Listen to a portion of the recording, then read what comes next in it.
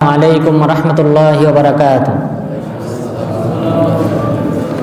نحمده ونصلي على رسوله الكريم أما بعد فأعوذ بالله من الشيطان الرجيم قل بفضل الله وبرحمته فبذلك فليفرحوا هو خير مما يجمعون।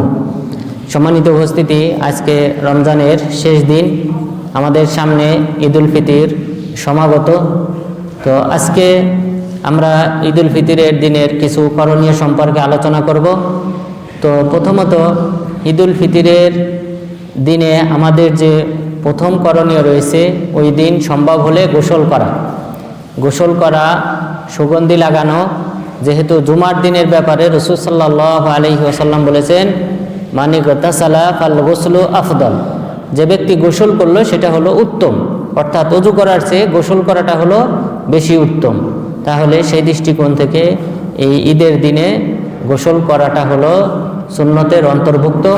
এছাড়াও নাফি রাহিমাহুল্লাহ তিনি বলেন, কানা ইবনু উমর রাদিয়াল্লাহু আনহু ইয়াগতাসিলু ইয়াউমাল ফিতর, যে ইবনু উমর রাদিয়াল্লাহু আনহু তিনি এই ঈদুল ফিতরের দিন তিনি গোসল করতেন, রাত থাকতেই তিনি গোসল করতেন, অর্থাৎ ফজর হওয়ার পূর্বেই তিনি গোসল করতেন, যেন ঈদের সালাতে যথাসময়ে তিনি উপস্থিত হতে পারেন। তো সুতরাং গোসল করা, পূত পবিত্রতা অর্জন করা, সুগন্ধি লাগানো, তেল মাখা, এটা হলো অন্যতম একটি সুন্নত ঈদুল ফিতরের দিনের। এরপর এই ঈদুল ফিতরের দিনে, যেহেতু এটা একটা ঈদের দিন, ঈদ শব্দের অর্থই হলো যে বারবার ঘুরে আসা।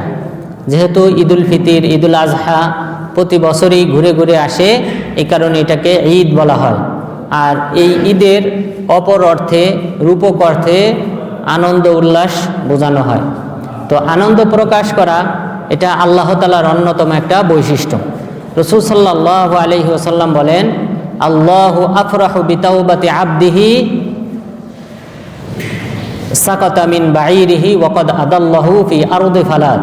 আল্লাহ তাআলা এতটাই বেশি আনন্দিত হন কোনো বান্দা তওবা করলে, যে কোনো ব্যক্তি যদি তার সওয়ারি থেকে মরুপ্রান্তরে পড়ে যাওয়ার পর তার সওয়ারি যদি তাকে রেখে চলে যায়, আর ওই মুহূর্তে ওই ব্যক্তি মৃত্যুর অপেক্ষা করে, এরপর হঠাৎ করে যখন সে তার সওয়ারিকে তার খাদ্য পানীয় সহ পুনরায় যখন তার সামনে দাঁড়িয়ে থাকতে দেখবে, তখন যতটা আনন্দিত হবে তার চেয়ে বেশি আল্লাহ তাআলা আনন্দিত হন কোনো বান্দা তওবা করলে।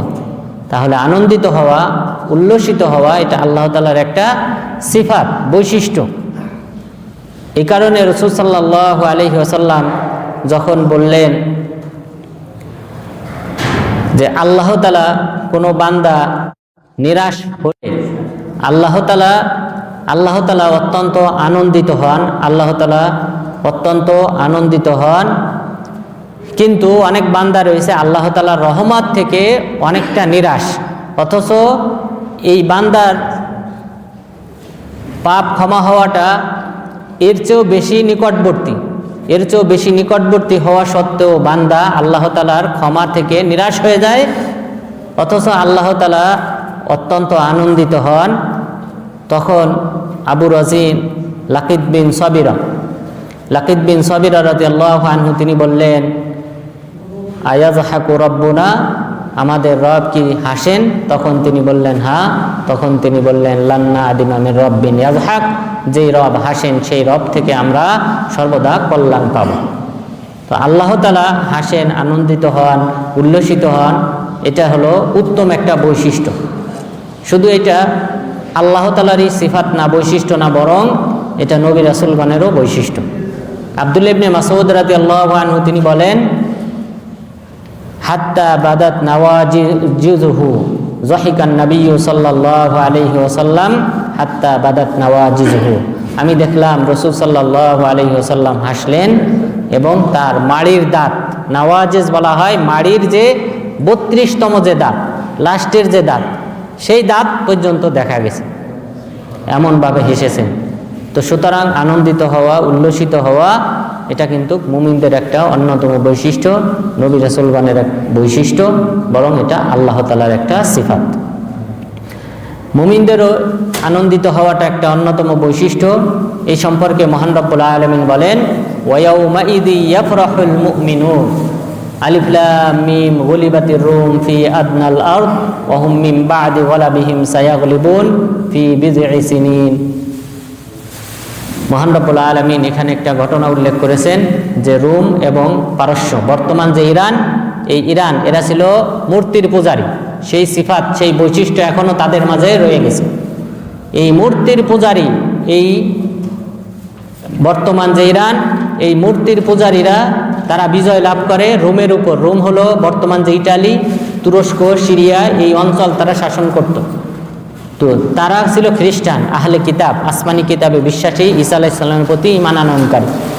তো নিশ্চয়ই পৌত্তলিক যারা মূর্তির পূজা করে তাদের চেয়ে, যারা অগ্নির পূজা করে তাদের চেয়ে অবশ্যই আহলে কিতাব, আসমানি কিতাবের অধিবাসী যারা, তারা অনেক উত্তম।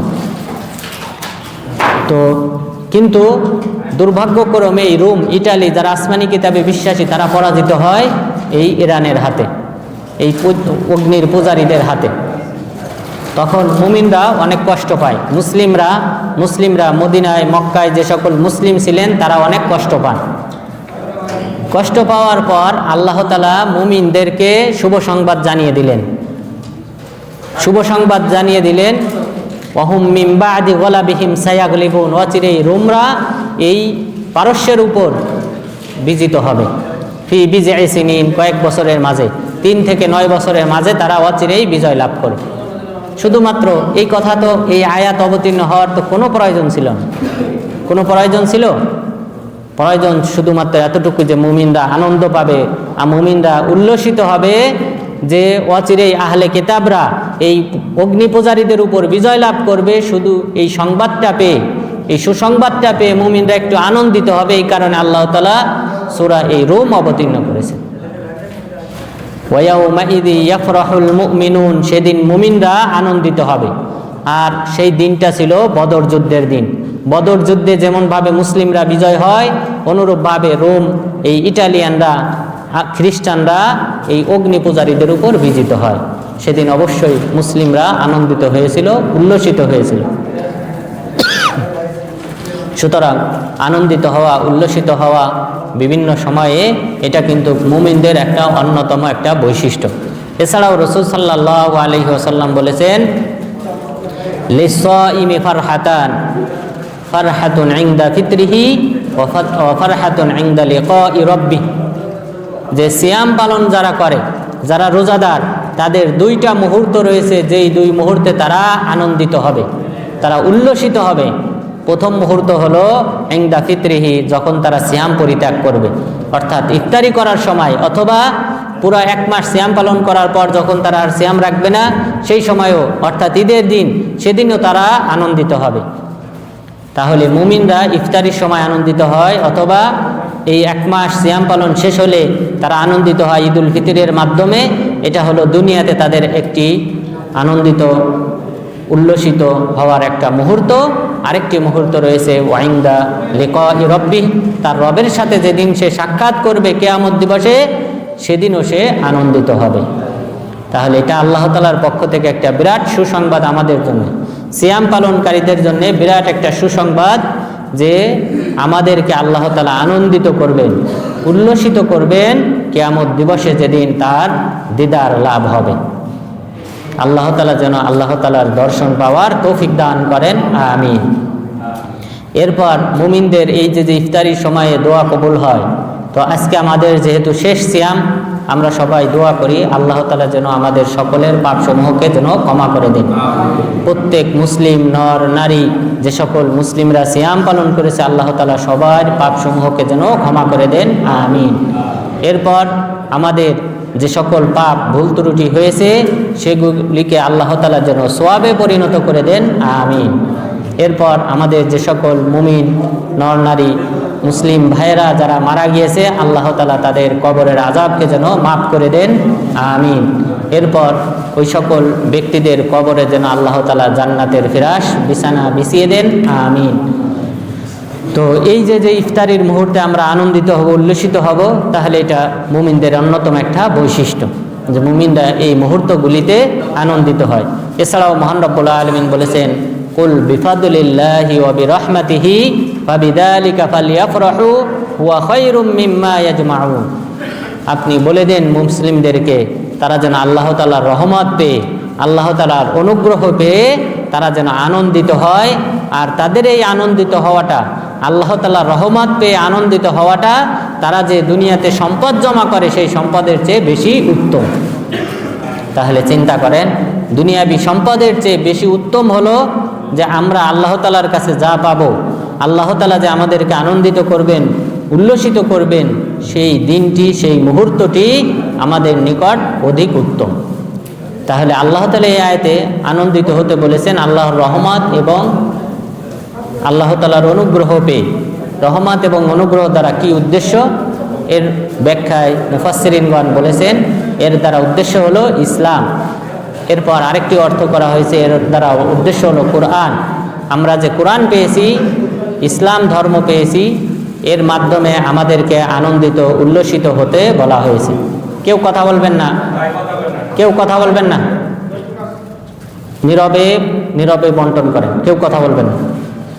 তাহলে আনন্দিত হওয়ার স্বয়ং নির্দেশ আল্লাহ তাআলা দিয়েছেন। আমরা যে কোরআন পেয়েছি, আমাদেরকে যে ইসলাম ধর্ম দেওয়া হয়েছে, ইসলামের যে আহকাম বিধিবিধান দেওয়া হয়েছে, সেই বিধিবিধান পালন করার মাধ্যমে আমাদেরকে আনন্দিত হতে বলা হয়েছে। সুতরাং ঈদের দিনেও আমাদের যে সকল আমল রয়েছে, সেই আমলের মাধ্যমেই কিন্তু আমরা আনন্দিত হব, উল্লসিত হব। ঈদের দিনে যে সকল আমল রয়েছে তার মধ্যে আমরা প্রথমে বললাম যে গোসল করা, সুগন্ধি ব্যবহার করা, এটা একটা অন্যতম সুন্নত। এরপর উত্তম পোশাক পরিধান করা। মহান রব্বুল আলামিন বলেন, খুযু যিনাতাকুম ইনদা কুল্লি মসজিদ, প্রত্যেক সালাত আদায় করার সময় তোমরা উত্তম পোশাক পরিধান করো। তাহলে প্রত্যেক সালাত আদায়ের পূর্বে আমাদেরকে উত্তম পোশাক, আপনার যে পোশাকটা উত্তম রয়েছে, ভালো পোশাক রয়েছে, সেই পোশাক পরিধান করতে বলা হয়েছে। সুতরাং ঈদুল ফিতরে সালাত আদায় করতে যাওয়ার পূর্বে আমাদের উচিত উত্তম নতুন পোশাক, নতুন শর্ত নয় কিন্তু যেটা পরিষ্কার পরিচ্ছন্ন ভালো ভালো মানের যে পোশাকটা রয়েছে সেই পোশাক পরিধান করে আমাদেরকে ঈদের মাঠে যেতে হবে। এটা হলো আল্লাহ তাআলার অন্যতম একটা নির্দেশনা। এছাড়াও রাসূল সাল্লাল্লাহু আলাইহি ওয়াসাল্লামকে ওমর ইবনুল খাত্তাব রাদিয়াল্লাহু আনহু বাজারের উত্তম একটা পোশাক, বাজারের উত্তম কারুকার্য খচিত একটা পোশাক, রেশমি পোশাক এনে বললেন, ইবতা তাতাজাইয়ানু বিহি লিয়াউমিল ঈদ ওয়ালিল ওফুদ। হে আল্লাহ রাসূল, আপনি এই পোশাকটা ক্রয় করেন, এই পোশাকটা আপনি পরিধান করবেন ঈদের দিন, পাশাপাশি বিভিন্ন যে প্রতিনিধি দল আসে আপনার কাছে, তারা যেদিন আসবে তাদের সাথে আপনি এই ভালো পোশাক পরিধান করে সাক্ষাৎ করবেন। তাহলে এটা হলো একটা অন্যতম একটা সুন্নত যে উত্তম পোশাক পরিধান করে ঈদগাহে যাওয়া। এরপর ঈদগাহে যাওয়ার ক্ষেত্রে আমাদের বেশ কিছু সুন্নত পালন করতে হবে। তার মধ্যে অন্যতম সুন্নত হলো ঈদের দিন যাওয়ার সময় আমরা একটা রাস্তা ব্যবহার করব, আসার সময় অপর রাস্তা ব্যবহার করব। এই সম্পর্কে আবু রাফি, যিনি হলেন রাসূল সাল্লাল্লাহু আলাইহি ওয়াসাল্লামের আজাদকৃত দাস, সেই আবু রাফি রাদিয়াল্লাহু আনহু তিনি বলেন যে কানা রাসূলুল্লাহ সাল্লাল্লাহু আলাইহি ওয়াসাল্লাম ইয়ারজিউ ফি গায়রি তরিকিল্লাযী ইবতাদা মিনহু, যে তিনি যেই পথ দিয়ে যাত্রা শুরু করেছেন তার ভিন্ন পথ দিয়ে তিনি ফিরে আসতেন। সুতরাং এটা হলো অন্যতম একটা সুন্নত।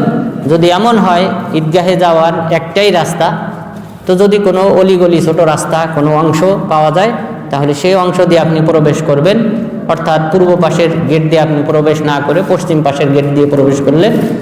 এইভাবে যেন রাস্তাটা চেঞ্জ করার জন্য, অর্থাৎ সুন্নতের উপর আমল করার জন্যে ভিন্ন রাস্তায় যাওয়া। এরপর ঈদগাহে যাওয়ার অন্যতম আরেকটি সুন্নত হলো পায়ে হেঁটে যাওয়া। পায়ে হেঁটে যাওয়ার ব্যাপারে অনেক সাহাবী বর্ণনা করেছেন। তার মধ্যে অন্যতম হলো আব্দুল্লাহ ইবনে ওমর রাদিয়াল্লাহু আনহু, আলী বিন আবি তালিব রাদিয়াল্লাহু আনহু, এরপর আবু রাফি রাদিয়াল্লাহু আনহু। তারা সকলেই বলেছেন যে কানা রাসূলুল্লাহ সাল্লাল্লাহু আলাইহি ওয়াসাল্লাম ইয়ামশি ইলাল ঈদ মা আশিয়া, যে তিনি ঈদগাহে যেতেন পায়ে হেঁটে। তাহলে পায়ে হেঁটে সম্ভব হলে, যদি আপনারা হারামে সালাত আদায় করেন তাহলে এটা অনেক দূরের রাস্তা, এখানে অবশ্যই গাড়ি ব্যবহার করবেন। গাড়ি ব্যবহার করলেও আপনাদের কিছু অংশ হাঁটা লাগবে। তো সুন্নত হলো পায়ে হেঁটে ঈদগাহে যাওয়া, ঈদের সালাতে যাওয়া। তাহলে ঈদগাহে যাওয়ার ক্ষেত্রে দুই ধরনের রাস্তা ব্যবহার করা, এরপর পায়ে হেঁটে যাওয়া, এটা হলো সুন্নত।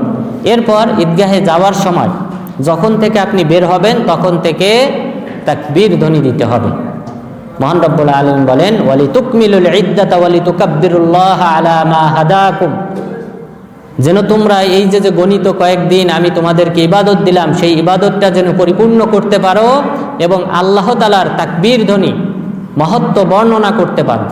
সুতরাং এই তাকবীর ধ্বনি আল্লাহু আকবার, আল্লাহু আকবার, লা ইলাহা ইল্লাল্লাহু ওয়াল্লাহু আকবার, আল্লাহু আকবার, ওয়ালিল্লাহিল হামদ, এই তাকবীর ধ্বনি পাঠ করতে করতে আমাদেরকে ঈদগাহে যেতে হবে এবং এই তাকবীর ধ্বনিটা হবে উচ্চ স্বরে।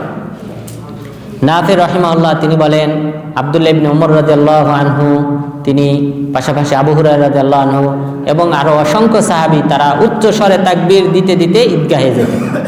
তাহলে ঈদুল ফিতরের তাকবীর শুরু হবে, মূল তাকবীরটা শুরু হবে যখন থেকে আপনি ঈদগাহে যাওয়া রওনা শুরু করবেন তখন থেকে মূল তাকবীর।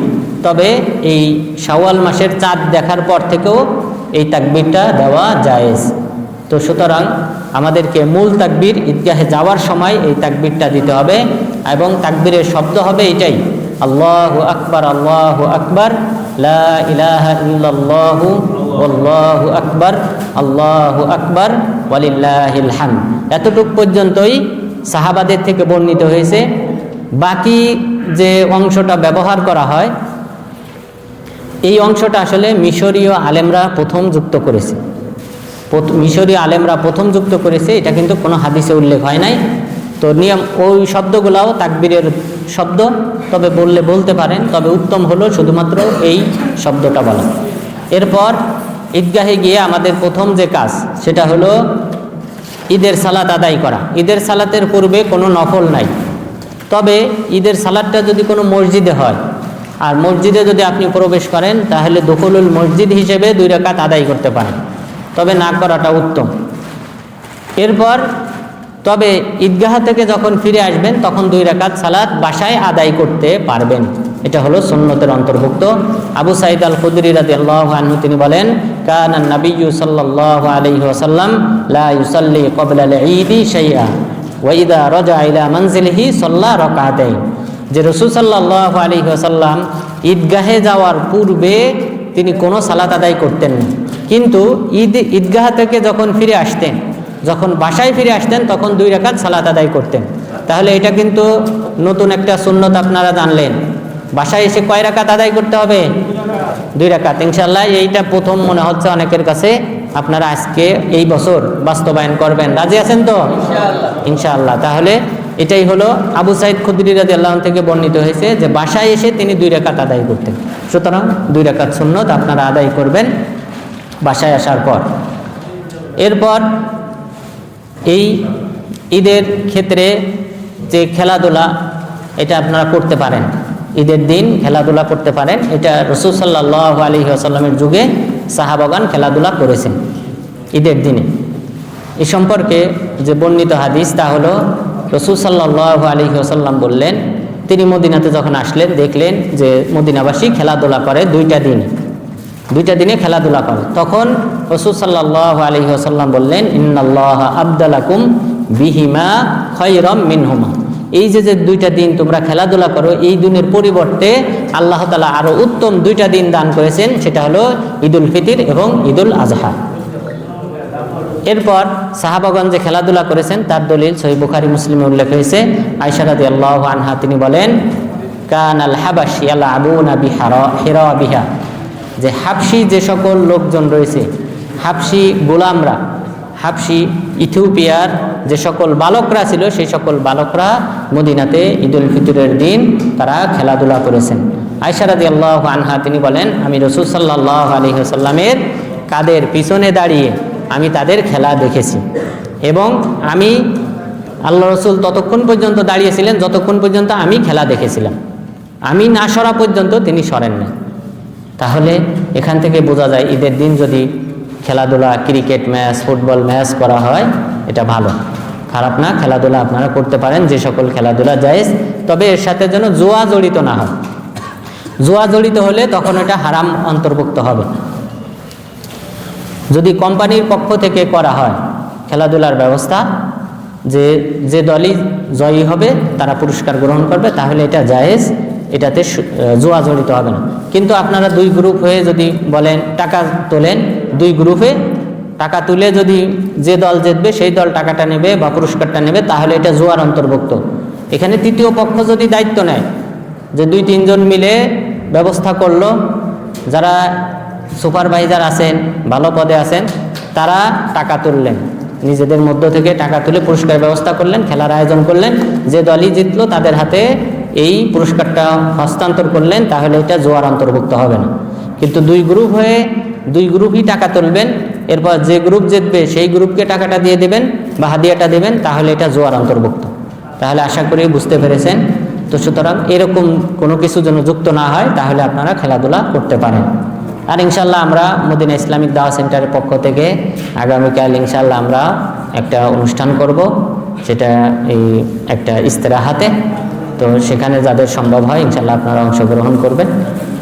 তো আল্লাহ তাআলা যেন আমাদেরকে এই ঈদুল ফিতরের সম্পর্কে যে সকল আমরা আহকাম উল্লেখ করেছি, সেই সকল আহকাম পালন করার মাধ্যমে আল্লাহ তাআলার নৈকট্য অর্জন করার তৌফিক দান করেন, আমিন।